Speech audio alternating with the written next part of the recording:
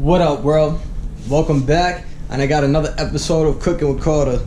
And today, I'm gonna make one of my favorite plates, and that would be spelt pasta with homemade pesto sauce. And if you've been following me on my Instagram, you know I have the basil plant, and so I'm gonna pick the basil right off of this. And give me a second. I took off all the leaves. It honestly hurt me in my heart to take off the leaves because I really love that plant. But there's always a next one, and I had to do it, so I got a nice amount. I got the garlic ready. I got like 10 pieces of garlic. I know it seems like a lot, but when you have a lot of basil, you need, a nice amount of garlic. Some of this grapeseed oil.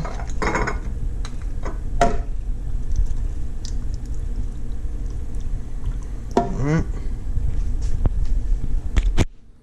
Top on this bad boy.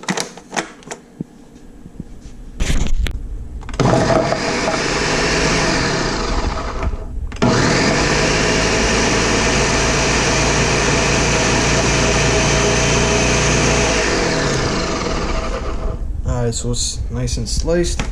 Then we're gonna throw the basil. Oh, and you gotta wash the basil. I didn't put that on video, but you should wash it. Alright. Alright, after it gets chopped up, looking like that, just add more oil. Alright, so what you really don't have to worry about is putting too much oil, because when you store the rest of the basil, you're gonna fill it up to the top with oil so you can preserve the leaves, and I'll show you how to do that. So don't worry about putting too much oil. Get those off of the sides. Alright.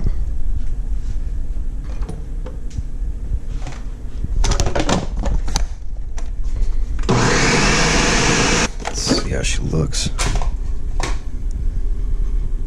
Alright, that's literally it. So we're gonna leave that in there.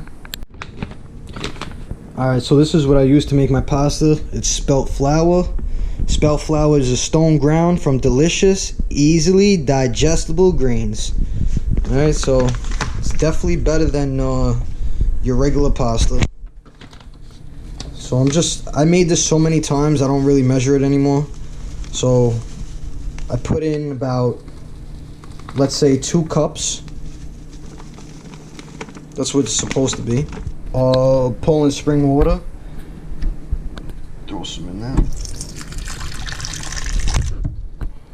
Alright. And you mix that bad boy around until it gets like pizza dough. So let's just say you added too much water, like I just did right now, because I try to pour the water and hold the camera. So just obviously put more flour and stir it again.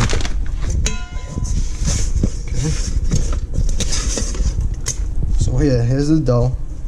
It's literally like pizza dough. It's that Sunday dinner, so I got the Malbec, and this one is actually oak aged. They put it in a big barrel, big like wooden oak barrel, and it ferments in there. And it's real when there's stuff, it's like sand that's at the bottom, and when you pour like the bottom of the bottle, it comes out. And it tastes really good, and I'm actually a big fan of oak aged wines. So alright, so I mixed it up. This is literally like a pizza dough.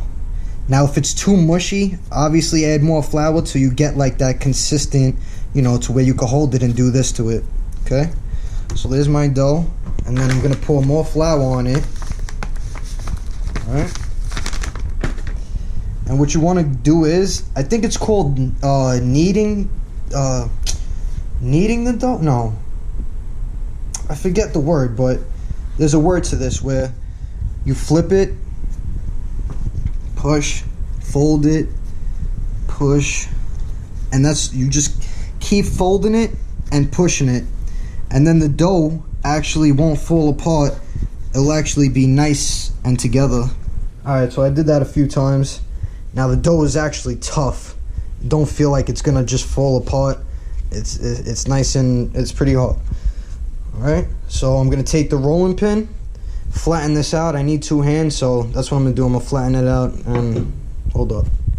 If it sticks to the pin while you're rolling it, just put more flour over the top as you're rolling it, and it'll start spreading out. Now I have this pasta cutter, and you could actually cut your pasta however big, however small you want it. But so here goes nothing. Boom. There's the pasta squares. Usually comes out a lot better, but since I'm trying to do a video about it, you know it's not gonna come out that good, of course, right?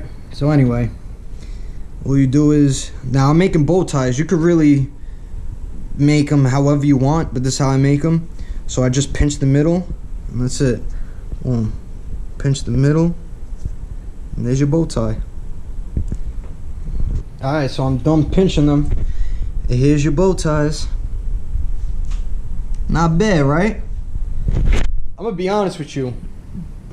I really wanted to start boxing my own pasta and kind of selling it, because I never really seen spelt pasta, and I would like to make it a thing. So if anybody wants me to make them homemade pasta, I'll do it for a small fortune of $100. Nah, I'm kidding. But for real, like, I really want to, you know, make my own box of macaroni. Call it Carter's spelt macaroni or something. You know, that's my little dream of mine. The water's boiling, and we're gonna throw some oil in there so the pasta don't stick. All right.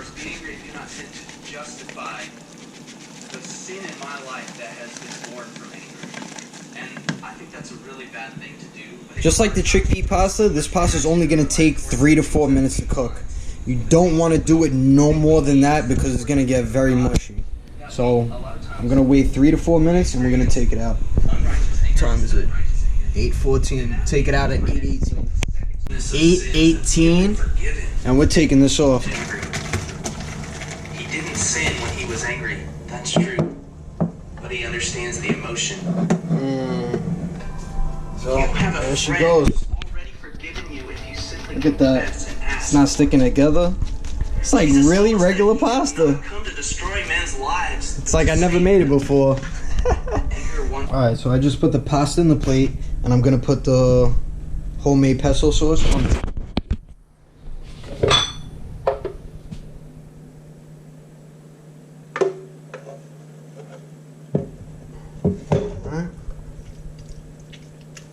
Alright, so let's see what it's looking like. Just mix that up. I think that's pretty good. Empty out the rest of the pesto sauce in a Tupperware.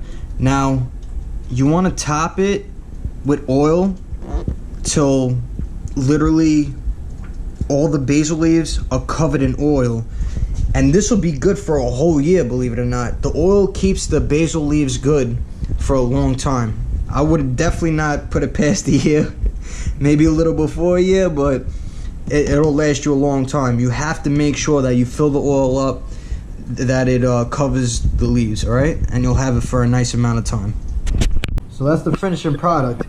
Now normally I have plant-based grated cheese. They sell it in ShopRite, and it's definitely better than regular grated cheese. And to be honest with you, it tastes just like grated cheese. I don't know what type of plants they use to make that grated cheese. I kind of almost don't even believe it, but it tastes just like grated cheese. I don't have it right now, so I'm just going to use regular Pecorino Romano. I'm about to grate this on there, and then we're going to do a taste test. Alright, she looks even prettier now with the grated cheese on top. And if you know me, I refuse to have pasta without grated cheese. Any pasta, marinara sauce, vodka sauce, pesto sauce. I will not eat pasta unless I have grated cheese. But anyway, let's see how it tastes.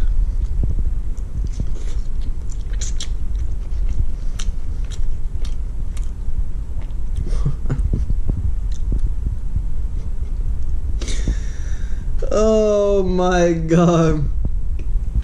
I swear, I don't even know how I do it, to be honest with you. I really don't.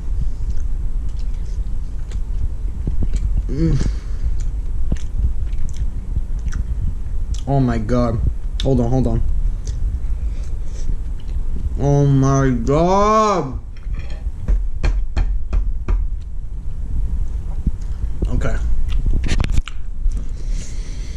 It's delicious. Now, just to give you a little hint, secret, whatever you want to call it.